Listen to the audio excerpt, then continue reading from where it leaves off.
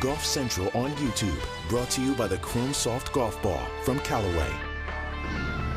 Hey there, I'm George Savarickas, and this is your Golf Central update from our Golf Channel studios. We're going to take a look at what's happening over on the PGA Tour, the Hewlett Packard Enterprise. Houston Open, Scottie Scheffler with a one-shot lead thanks to a third-round 69. And you see that big bunch of players in a tie for second, including guys who have won before on the PGA Tour. Johnny Vegas, Matthew Wolff, Martin Traynor, Kevin Tway, part of that bunch in a tie for second. Here's Scheffler on how things came together for him for the third round.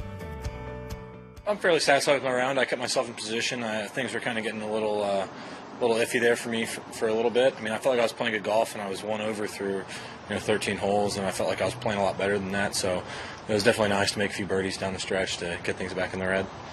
Great week last week in Mexico. Great round yesterday. How much does something like that do for your confidence? I just feel like I'm playing solid golf right now. I'm hitting a decent amount of fairways, hitting a lot of greens, and I'm starting to roll the ball pretty good. There's a few days where the putts may not have all gone in, but I'm always seem to be hitting them right around the cup at the appropriate speed, so they're bound to start falling eventually. You too. Yeah. Hey, Scotty, what's it going to take to close this thing out for tomorrow? I think just a good solid round of golf. I mean, there's a lot of good players in the field, and the leaderboard's pretty tight together, and I'm just going to go out there and do my best and try and put a good round together.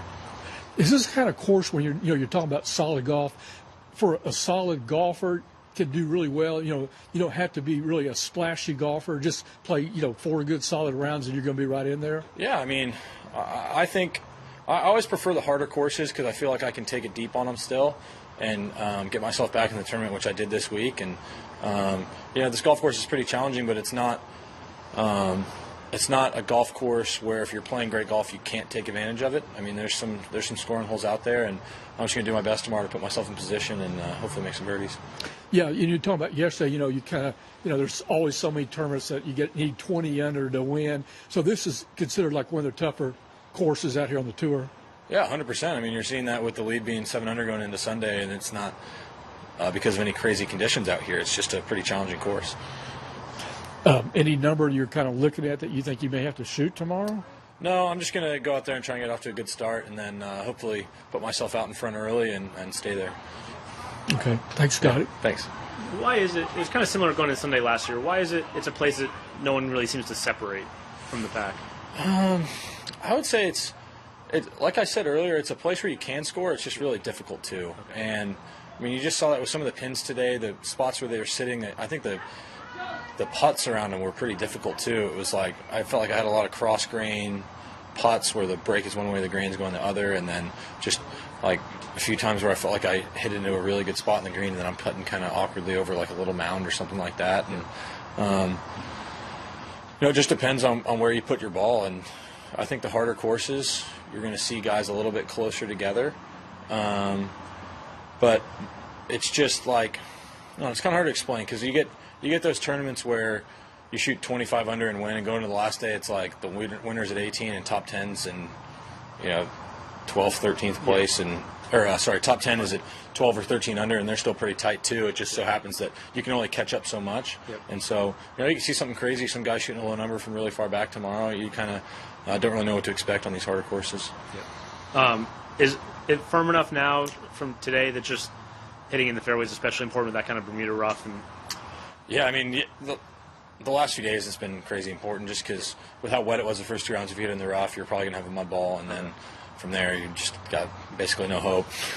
So going into tomorrow, I think the golf course is firming up nicely, and I think there's going to be some scoring opportunities tomorrow.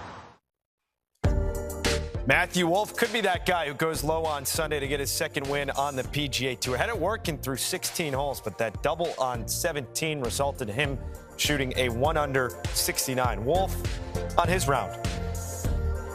In the past, I really wasn't hitting it good last 6 months. I've been hitting it really bad and missing a lot of fairways, missing a lot of greens, and I didn't want to go through that stretch, but I think my short game is unbelievable right now. I've really been able to get it up and down, and every time that I've gotten in trouble, not every time, but the majority of the times I've been able to get it up and down or give myself a good look. And so I feel like that's one thing that's really, progressed in my game. But my ball striking's always there. It wasn't for a while, but fixed my setup, fixed my swing, and I don't feel like I have a weakness in my game right now. I feel really good going into tomorrow, and doesn't mean I'm going to win, but I know I feel good, and I'm going to go out and give it my best and have fun. It was playing hard today, but I feel like I definitely left a lot of strokes out there. Made a couple mistakes and happened at the wrong times, but I can't do anything about it. I feel like the people that were in the lead or, people who are, everyone's a really good player out here, but they haven't been in that position in a while. And, not that I wish for them to fall back. It's just, it's what happens when you have the pressure. It happened to me last week in Mayakoba. So, it's hard to hold a lead. And, at the end of the day, I thought I'd be holding the lead, especially with a sand wedge in on 17, but I'm happy with the position that I'm in, and I think I'm only one back, so I'm definitely in striking distance. And if I go put a low one up tomorrow, which there hasn't been many, I know I'll probably get the job done. So I feel like the ball's in my hands, and I just got to execute. PGA Tour Champions final event. It's the Charles Schwab Cup Championship. Jim Furyk, one-shot lead over Kirk Triplett. Look at that name. That's right in that middle of that leaderboard. Solo fifth. Phil Mickelson, 68. He is just 3 back. Let's get a recap of what we saw day 3 out in Phoenix, Arizona with World Golf Hall of Famer Lanny Watkins and Bob Hoppen. George, Jim Furyk is 18 holes away from potentially winning the Charles Schwab Cup Championship. Lanny, a bogey-free 65 today, and really did it by playing Jim Furyk-style golf, didn't he? He really did, Bob. His fairways, greens. When he had short irons in his hand, he got aggressive. He's putting well inside, I want to say 12, 15 feet, making the ones he's supposed to make. But the fact that he's not making mistakes, occasionally taking on a hole location that you wouldn't expect because he's comfortable, he is playing just like Jim Furyk has played for a long, long time. Now, Kirk Triplett started this third round with a couple-shot lead. Now he trails by 1, but he's from this area. He's comfortable on this golf course. He got through his B game today, and he's still right in contention. Yeah, I thought Kurt drove the ball nicely, put it in the fairway, but his iron game was, I thought, a little bit off. He had way too many 30, 40-footers today.